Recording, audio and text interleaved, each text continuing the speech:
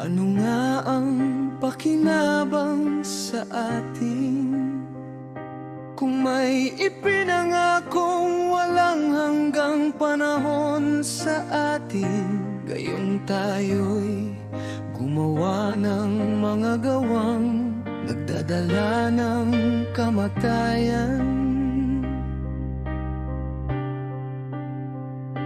At may ipinangakong walang hanggang pag-asa sa atin. Gayong tayo na lubhang makasalanan ay naging walang kabuluhan.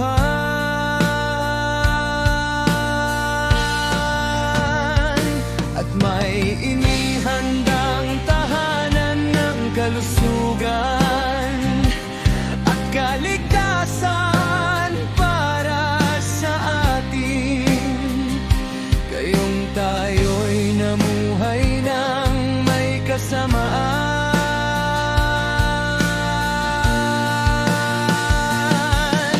At ang kaluwalhatian ng kataas-taasan ay iningatan upang ipagtanggol ang mga namuhay ng maingat. Samantalang tayo'y lumakad sa pinakamasasamang landas.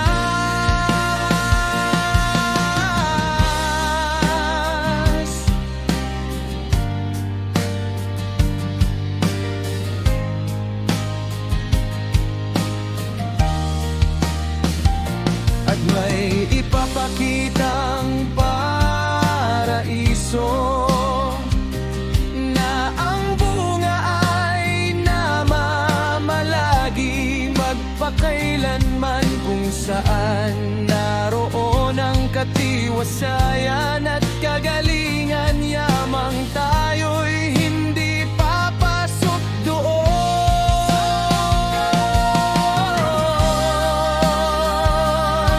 sapagkat tayo'y lumakad sa mga lugar na hindi kalugod-lugod. At ang mga mukha ng mga nagpigil at nagpakabanal ay magliliwanag ng higit sa mga bituin.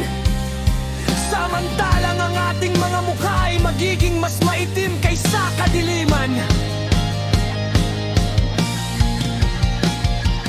Sapagkat noong tayo'y nabubuhay at nagkasala, hindi natin inisip na tayo'y